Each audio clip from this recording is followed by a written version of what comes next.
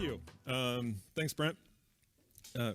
Really quick about me, I'm the founder at Lincoln Loop. We are a full-stack Django web agency, so we help clients build sites in Django, fix Django problems, all that stuff. A few years ago, I co-authored High Performance Django, which is all about scaling large Django sites, and currently building AppPack, which is like Heroku for your own AWS account. So it simplifies a lot of setting all the resources and doing the AWS type things, and it was kind of the motivation for this talk. As we brought developers on to AppPack to use it to deploy their own sites, we found there were actually a lot of kind of gaps in knowledge, even when you take away all the traditional ops type things. So that's what we're going to talk about today. A good preface to this talk is my talk from the last in-person DjangoCon here, which is prepping your project for production. It's on YouTube and yeah, it's online, you can find it. And it is all about the things you should do in your code base to make it ready to move off of your laptop and to run out on the internet somewhere. But we're not going to talk about that today. Today we're going to talk about just enough ops. So the reason it's just enough is what I found is developers typically fall into two groups when it comes to ops. They're either really interested in it, they want to learn more, they want to dive in with both, jump in with both feet, or they don't want to ever think about it, they hate it, they want to touch as little of it as possible. This talk is for the second group. We're going to try to do our best to kind of skim over things and distill them down to the things that are really important. The reason we can get away with this is because today, platform as a service and managed services are really good. If you're in that second group, this is where you should be deploying your sites. Don't go get a droplet on DigitalOcean and try to figure out how to set it up yourself. You're going to end up doing a lot more work. So what I'm talking about here are things like Heroku, Fly.io, Render, our sponsors platform here have a service around that. So and databases too. If your provider there doesn't provide one, there's Crunchy Data and Citus and all these people that will provide great databases for you. So use those. They're a huge help. When you use those, you get to forget about a massive amount of problems you would normally have to think about with ops. So, hardening systems, making sure they're secure, how the heck do you do deployments and get your code up, secrets management, all this stuff. Forget about it. You don't have to worry about it. But you do have to understand some basics about how your site gets out on the internet. And to do that, you really have to understand kind of the fundamentals of a computer. And so today we're going to talk about CPU, RAM, and I/O, among a few other things. And the reason for this is like the first decision you have to make when you go to one of these service providers. How much CPU and how much RAM do you want to give to your service? This is Fly.io's pricing page. This is Railway's pricing page. So it's generally how much your app costs to run is based on the answers to these, how much CPU and RAM you use. So we're going to go back and do some computer science 101 here. This is a server.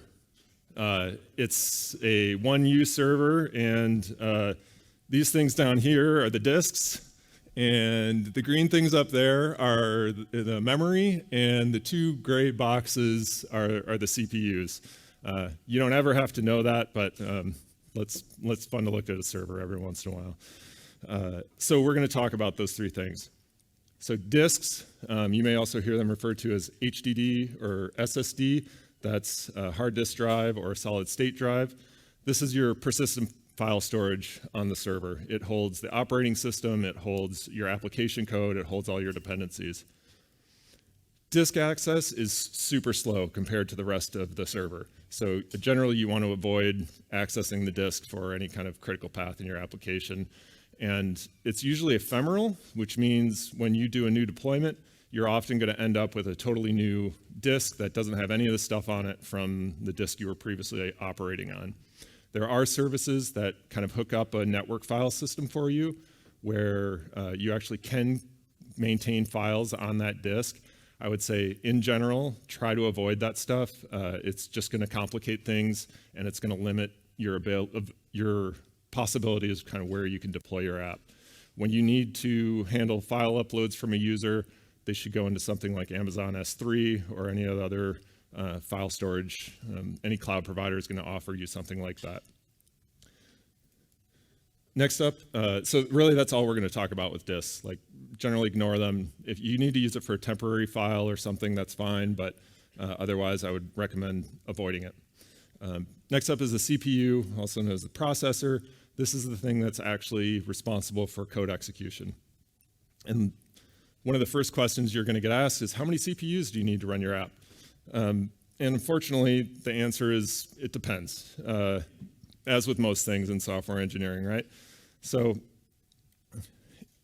if you look at the pipeline of how an application goes through the system, how a web request goes through the system, you're going to have that web request come in, your Python application is running, maybe you're using DjangoCon or something like that for an application server, and it's going to hit that, and that's going to need to do some computation, and that computation happens on the CPU. So this is kind of the simplest way you can set up an application.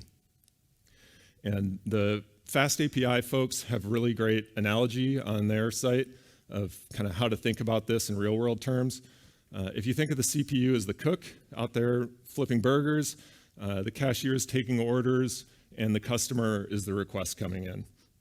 So I said it depends how many CPUs you need, just like it depends how many cooks you need. If somebody came to you and said, hey, I have a restaurant, how many cooks do I need? You'd probably start asking a lot of questions. How long does it take to cook an order? How many customers are you expecting?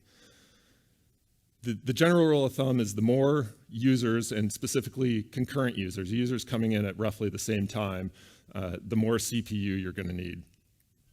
So if we take our simple example of one process and one CPU, if you have 2 requests come in, one of those requests is going to sit there and wait in line. So this is called blocking. Blocking is generally bad. It slows the system down, and users aren't happy about that.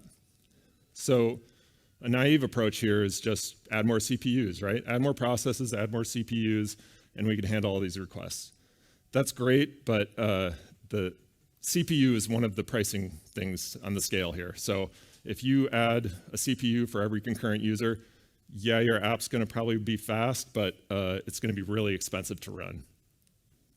So you want to minimize your costs, and to minimize your costs, you want to maximize your CPU usage. The first way we can do that is via multiple processes per CPU. So instead of running just one Python process, we can run 2 Python processes. So this, in our analogy, we've got 2 cashiers now taking orders. This is great. We get to benefit from both these processes handling requests coming in, but in reality, you're going to have always one request is going to be waiting. The CPU can only do one thing at a time. So it's going to be basically interleaving these requests, handling some of one, handling some of the other. And this works because, as we're going to talk about in a little bit, the CPU isn't necessarily always doing work when a process is basically being executed by the CPU. So you can get a little more performance by running 2 of these. If you're using DjangoCon, this is the workers flag. So you can just set that, and that will set the number of processes that it creates to serve these requests. The general rule of thumb for this is to use double your CPU count. And it's not a hard, fast rule. Sometimes you'll get away with, you'll have better performance with more of those. Sometimes you might even need to run fewer. It really depends on kind of how much CPU work each request is doing. You'll know when you've added too many workers when either you run out of memory, which we'll talk about in a second, or your performance starts to degrade. And this can be a tricky one because you really don't know until your application is under load. When you've got lots and lots of users coming in, that's kind of the only way to check this. So this is why people do load testing. There's tools out there for that, but that's beyond the scope of this.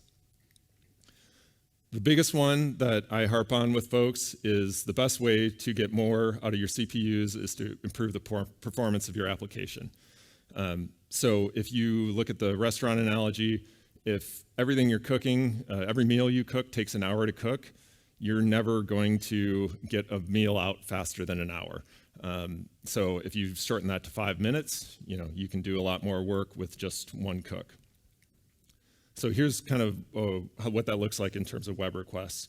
If you have 100 millisecond response time, one CPU can process 6,000 requests in a minute, roughly. If you have 1 second response time, that goes down to just 60 requests. So a big takeaway here, slow responses mean you're using more CPU time, and it means it's a higher cost for you, and your users probably aren't going to be as happy either because they're going to be waiting longer. So the next way we can optimize CPU, we kind of have to dive back into our computer science 101 and talk about I/O. So I/O is input and output, and essentially it's any time you are accessing a file or doing something over the network on your system. So you're waiting for some external thing to give you data or to accept data from you. Database queries fall into this, third-party API calls, reading files, all that falls into I/O. Everything stops and waits for I/O and kind of the default Python setup.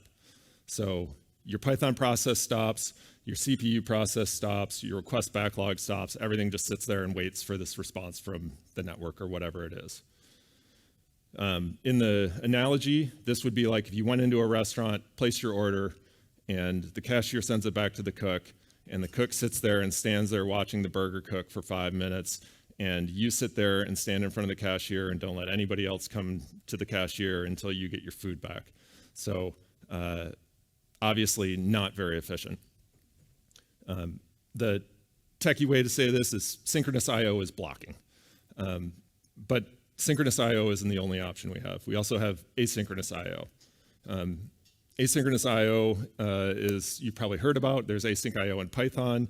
In recent versions of Django, we can now use some of these async tools.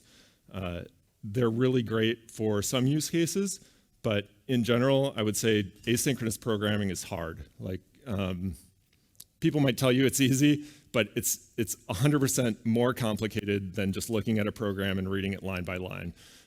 So it's certainly doable. In some use cases, it makes a lot of sense, but be careful about kind of going too deep into this rabbit hole because hardware is cheap and programmer time is generally expensive. So one of the reasons we use Python and not Rust or Go or C to write web applications is because we have great productivity with it. Sure, we could use something that's faster, but it's not worth the extra cost of our time.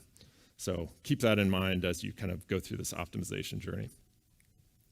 The next way you can maximize CPU and kind of utilize asynchronous I/O is via G-event. So G-event it's magic. It goes through your synchronous program and it will monkey patch all the places where you access files or access the network and turn those synchronous calls into asynchronous calls. Like most things magic, when it works, it's amazing. When it doesn't work, it often fails in like really spectacular ways where you might have one request getting data from a different request and potentially different customers reading different things. If you've programmed your application really well, that doesn't happen. If you've accidentally set a global variable somewhere, that's really easy to do and a tough one to debug. When you're running gunicorn with gevent, your application is going to look more like this. So you still have your Python processes, but each of those Python processes can spawn what are called greenlets. They're kind of like threads in programming, and they're these really lightweight, it's called coroutines that can, they know when to suspend themselves when they're actually doing some sort of I/O, and another process can come in and do real CPU execution. So this can be a great way to kind of remove that async or that I/O stall that you might have in a CPU without going through the depths of actually making your whole program async. When you use this, these are the flags you would use with gunicorn, worker class G event, and then by default, it will spawn up to 1,000 of those greenlets per process. If you have 4 processes running and you run 1,000 greenlets on every process, you're gonna have like 4,000 connections to your database, and your database is probably gonna fall over trying to handle all those connections. So a good thing to do is to limit that so you're not spawning thousands and thousands of database connections. The other thing people do here is use a database pooler, database connection pooler, but this is probably enough for you. So if we optimize and we're maxing out, using as much CPU as we can and kind of saving our costs that way, the flip side is what it looks like when you don't have enough CPU. So any of these providers you use are going to probably give you some nice dashboard that's going to tell you how much CPU you're using for your application. Either of these graphs is probably cause for concern. Obviously, the one on the left, the one on the right, is, it's 100% maxed out all the time. That's a problem. But even if you're hitting peaks at 100%, there are other requests coming in, that probably means those requests are waiting. Could mean that those requests are timing out. So this is a good sign that you might need to either optimize your application more or use more CPU. This is what it looks like when those requests start backing up. Essentially in the restaurant, your line's getting longer and longer. Eventually, when you kind of hit this scenario, you'll start seeing these types of error codes. This means either your application is accepting requests but not responding in time, or your application has crashed completely and isn't even accepting requests, or kind of something in between there. What you get depends a little bit on the proxy your provider's running in front. So that's all about CPU. Next up's memory. Memory is a little bit easier. So memory is an ephemeral cache. It is when your application starts up, all the code in your application gets loaded into memory, your dependencies get loaded into memory. Any variables or Python objects that you're creating during the course of your application running are going into memory. If you're doing any sort of file processing, if you're reading a file, that is all going into memory. And then there's pointers to kind of external things you're working with, like open files or network connections, and those are tracked in memory. Memory is really fast, but it's limited. Disks, you usually have lots and lots of space. Memory is another thing. You pay for it, and so generally you want to use as little memory as possible to save on costs. Memory usage for a typical Django app, I would say, is probably between 128 and 512 megs. I've seen things outside of this, but I'd say on average this is what you're seeing.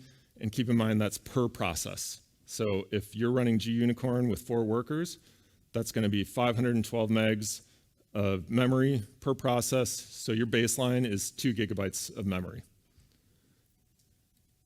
Unlike CPU, if you exceed the memory you have available, your application is just going to shut off. CPU, you can be at 100% memory and it's going to be 100% CPU, and it's going to be slower. Things are going to wait, but they're going to keep processing. They can kind of queue up.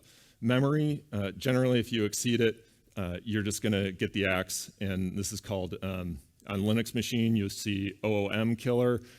So there's a process that actually goes through and kills processes that are kind of exceeding that memory limit. If you hit that situation where your process is dying and you look at your graphs that your provider's offering you and you can see, wow, yeah, I'm using 100% CPU, there's really just 2 options here. You increase the memory that your provider is giving you, or you reduce the number of workers you're using. Either one of those, you basically raise the ceiling or lower your usage. When you look at those graphs, your memory usage should be stable. In a perfect world, it looks something like this. It's like flat. But this is an application that isn't really doing much processing at all.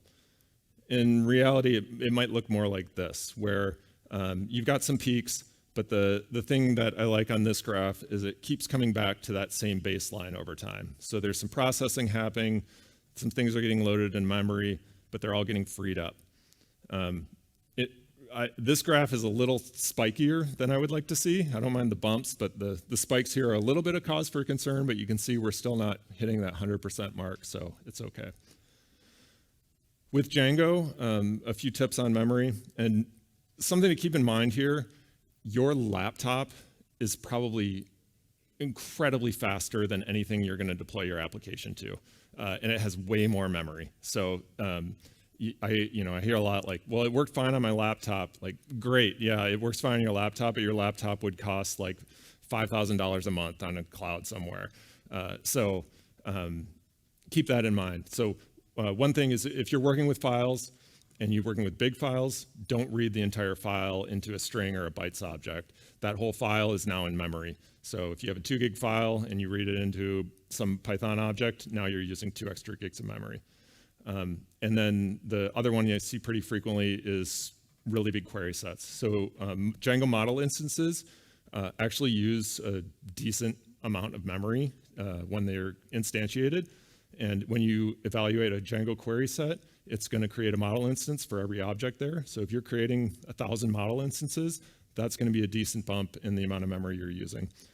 Using an iterator instead of basically appending the iterator method to your query set will help prevent creating all those objects in memory. Another option is using values. If you don't actually need the model and all its methods and everything in it, you can just pull out a couple fields from that model, and that will use significantly less memory. And then if you have really big text blobs in your database, like JSON or whatever, you can use .only method to only pull certain fields out. There's .defer as well. So consider that if you've got a really, an object with text that you're not going to need, you can use that to avoid pulling that into memory. So the worst kind of memory looks like this. This is a memory leak. Memory keeps going up and up and up. Eventually it'll hit 100%. It'll come crashing down because your process gets killed, and then it'll just start climbing the mountain again, like the Price is Right guy. So Python has a garbage collector in it, and the garbage collector's job is to free up any memory that's not being used. So when you enter a function, you create some variables or Python objects. When you leave that function, Python knows, okay, this memory is okay to free. This is one of the great things about Python. You don't have to think about manually managing your memory. As soon as you drop down into a C extension, which might be your own, might be something you're pulling in from a dependency, all that goes out the window. It's responsible for managing its own memory. So kind of a C extension with a bug in it can be a source of a memory leak. Opening files and not closing them can cause memory leaks because you're keeping all those pointers to the files open. And then global objects, which generally we're not doing in Python or in Django if we're kind of doing it right, but sometimes you can accidentally create these. If you're using a good Python linter like Flake 8, it probably is going to catch errors like that, where you're accidentally creating a global object and writing to it. But that can cause a memory leak as well. There are memory profilers out there to debug this, but it tends to be a kind of a challenging problem, and it's more common than you might think. So most application servers actually have a way you can just say, hey, after you run a bunch of requests, just restart on your own, because I know you're going to run out of memory eventually. In DjangoCon, this is max requests. One thing you have to be careful with this is you can essentially duplicate the scenario that the memory killer is going to do, where all your workers, all your processes are going to hit that max request number at about the same time, because they all started about the same time and they're all getting requests at about the same rate. So the jitter here will put a random amount on the number that it kills those processes off, and will make it kind of stagger over time. You want this to be a big number, so like in this case, this is over, I think, a couple of weeks. So I don't want to be killing processes off every hour. That actually takes work. The process needs to get loaded back into memory. So in this scenario, I would have lots of time. If I rotated those workers every couple of days, that would be more than enough to stop this scenario. So that's a lot so far. We just talked about the application, and now we have to talk about the database. The good news is we've hit the fundamentals, and they're basically the same when it comes to a database if you kind of squint at it the right way. So instead of a web request coming in, we have a database query coming in. Instead of your application server handling it, the database server is going to handle it, and it's going to hit the CPU just like your application. One good thing about databases is they're tuned like so well. Like they are just like amazing feats of engineering in general. So if you're using a managed provider, somebody that says, sells you a Postgres database or a MySQL database, and they're doing more than just like spinning up an empty Docker container for you, they're going to have this kind of tuned out of the box to the point where you probably don't have to think about it for quite a while. So you don't need to worry about, how many workers am I running, or, types of IO or anything like that. One thing you do think about with databases that you don't think about with applications is your database should fit in RAM. So with any database you use, there are ways to go in and look at how much space on the disk those tables all take, and you should have about as much memory as those tables take on the disk.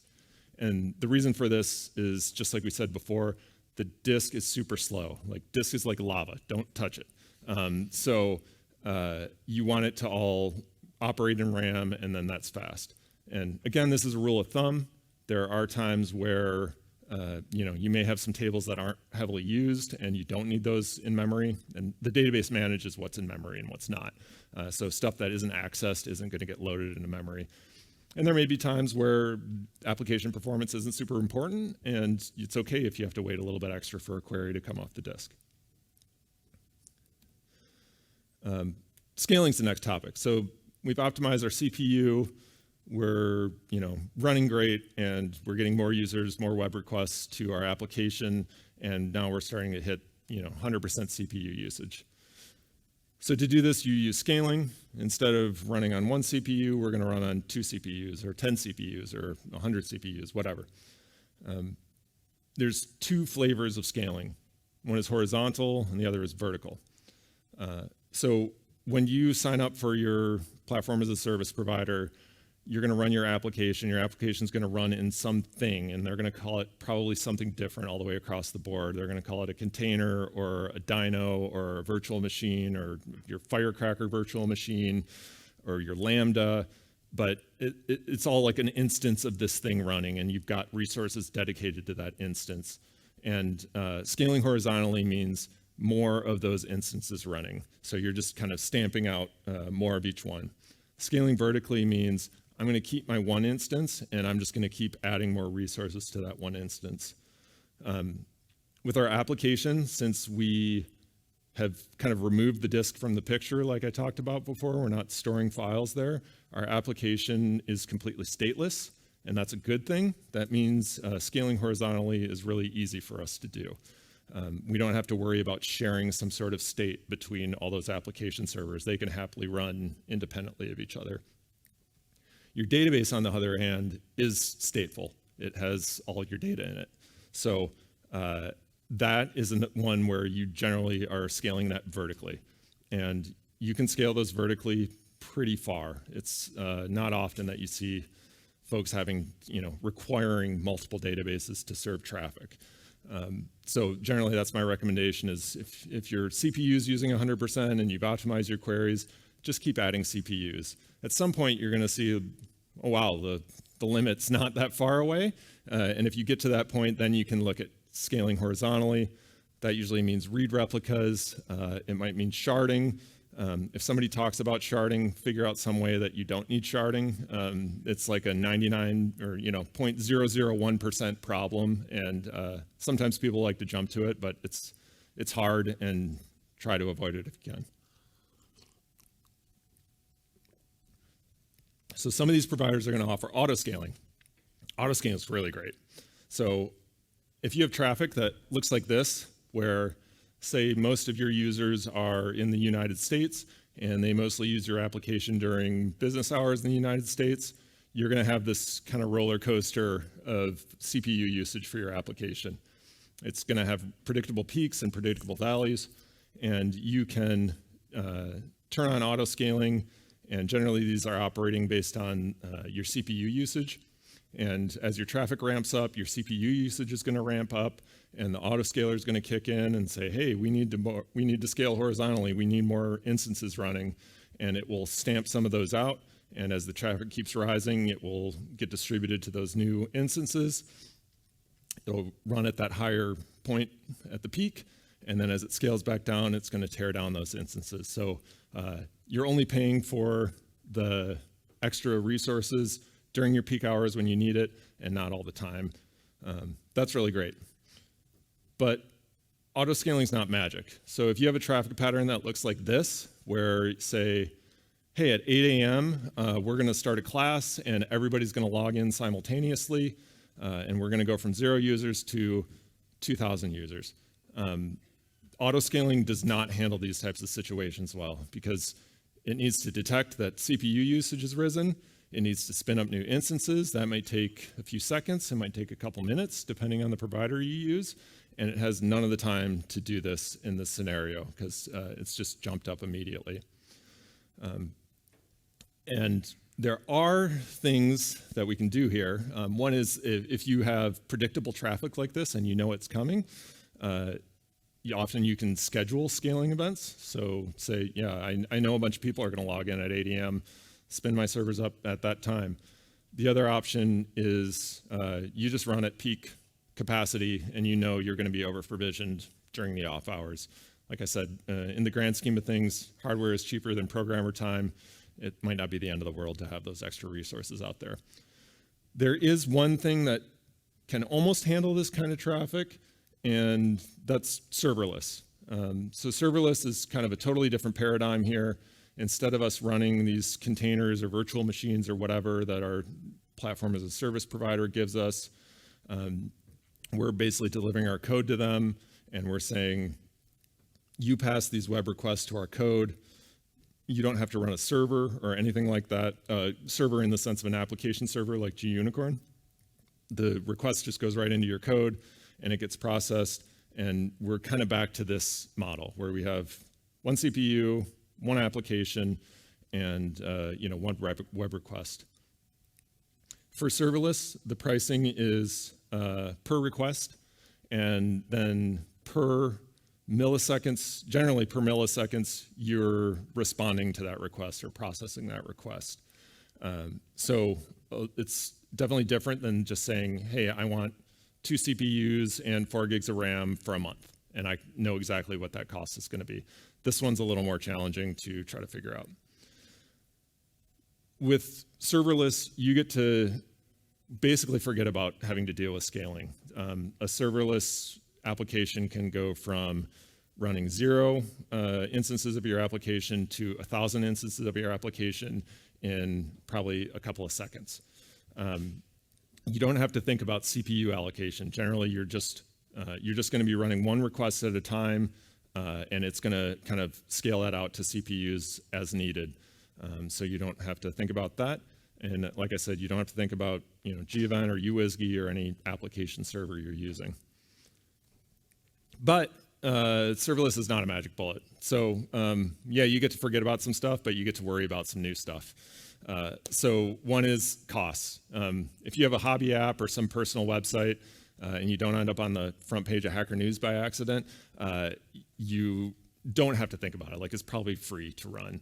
But if you're running a real world application that's getting lots of traffic, good luck figuring out what your costs are going to be. I don't know how to do this well. Like, you can probably maybe get some rough estimates, but until you're actually running it, it's challenging. Cold starts are a problem on serverless. So a cold start is just like that ramp up time we talked about, where when your auto scaling would start a new instance, it might take a couple minutes. With serverless, it happens much faster, but it might take 5 seconds, could take 10 seconds. Depends on a lot of things, the size of your application, how long it takes your application to kind of start up from a state where it's not running. It's not much, but if you have users that have to wait 15 seconds for their application or to get a web request responded to, that's generally a problem. It's not uncommon to see these just time out completely on the first request. So there are ways to deal with this, but definitely something that you have to take into consideration. There's also, there's been improvements in this area, but it's still something that exists out there. Next up is database connections, just like when we were talking about Unicorn and running all these greenlets. Scaling your application to thousands of instances and then having all those instances try to connect to your database at the same time is often going to topple your database over. So often you need to put some sort of proxy in between your serverless application and your database that can, like PG Pooler or most of the, Amazon or Google will probably offer something like this for you, but you still have to plug it in and configure it and all that. There are limitations with serverless. So the size of a request is generally a limitation, and the maximum duration any kind of request can take is a limitation that you don't have with the other options. Upload size is often, could be smaller than how large the uploads you're handling are right now. So you might have to do, uploads via JavaScript or something that don't go through the server, which are great. Like they save your server CPU time and that IO time, but probably extra code you're gonna have to write. The max duration is generally not a problem for web requests. On AWS, it's 15 minutes. But if you have background processing you need to do, and those background processes take more than 15 minutes, you have to solve for that. You split up your process, or you might need to run it on some other infrastructure.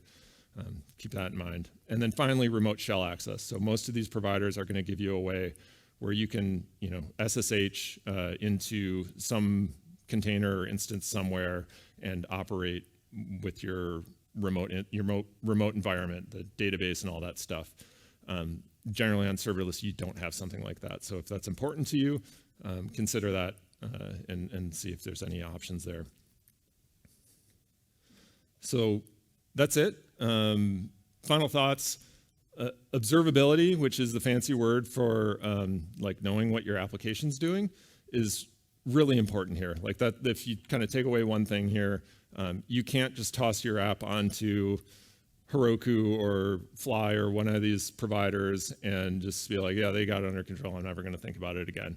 I mean, you can, but if you care about uptime, or you care about how much it costs, or you care if your application's crashing and users can't get to it, don't do that. Track your CPU usage. Look at it periodically. If you can, set up alerts that tell you, hey, you're using 100% CPU usage. Same thing with memory.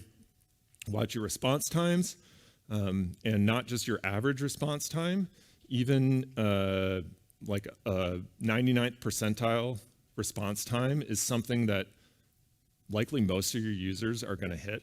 If you have users that are going to make more than 100 requests to your application, they could be hitting like the very far spectrum of your worst of the worst response times. So keep an eye on that. If your average response time is 250 milliseconds, but your maximum response time is 30 seconds, somebody's probably having a bad time with those pages. And that's also potentially blocking those CPUs and could be causing timeouts and all those other things we talked about. And then uptime monitoring and error rates. Uptime monitoring is great. People generally like point something at their homepage and say, my homepage is up, like site's good. But once you have a bigger application, you can have lots and lots of errors and your homepage loads fine. So error rate is a good one to track. It's basically tracking, for every good request, are there any errors? And you may find there's some threshold there that, it's okay if I have 0.05% of my responses be errors, but if you're having 20% of your responses being errors, that's probably something you want to know about. That's all I've got. So thanks so much. I think I might have a couple minutes for questions if there's any. Yeah.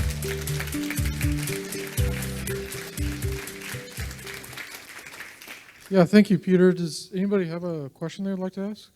Hey, Pete, thank you. So if I'm running multiple processes with, say, Unicorn, and one is blocked on synchronous I/O, with the OS, run the other It's one? dumb. It doesn't know that. It's not smart enough to know, like, oh, this is blocked and I can run another one. It's going to just schedule between those. I don't know exactly what the algorithm is, but it might happen when it's on I/O, and it might happen when it's actually doing processing. Anyone else have a question?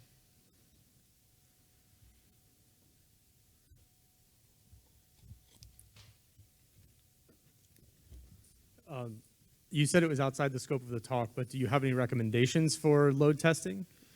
You know, like for a site where you just need to test, like, hey, can 1,000 people get this page? Really basic load tests, like there's one called, you know, AB Apache Bench. Yan, did they rename Hey, or is Hey still Hey? Do you know? Okay, yeah, there's one called Hey, H-E-Y.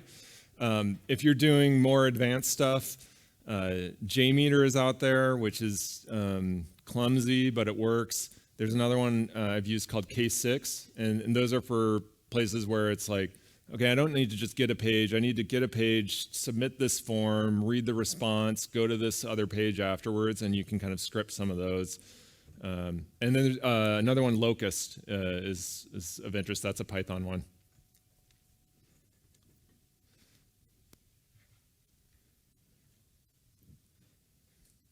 This is probably the last question. Hey, well, in the past I have used, like, for the error rate monitoring, the CPU and stuff, New Relic and Datadog, but do you have any recommendation on some open source or free alternative to those? Yeah. I love Sentry, and Sentry you can host on your own, but you can also host with them. That's probably my biggest recommendation. And one kind of caveat here is the stuff that goes into that error monitoring system happens when your request completes. So you can end up in a situation where you're dropping requests because the request can't even get to your application because it's overloaded, or your application is crashing because it's running out of memory. Your error reporting system probably isn't ever going to see those because those, you know, it never gets to, your application never completes the request. So in addition to those, I still recommend keeping track of something where any of these systems, platform as a service, they're going to have some sort of proxy or load balancer out in front of your application, and that's what they're going to report on for how your application is responding. So I would do both. All right, thank you.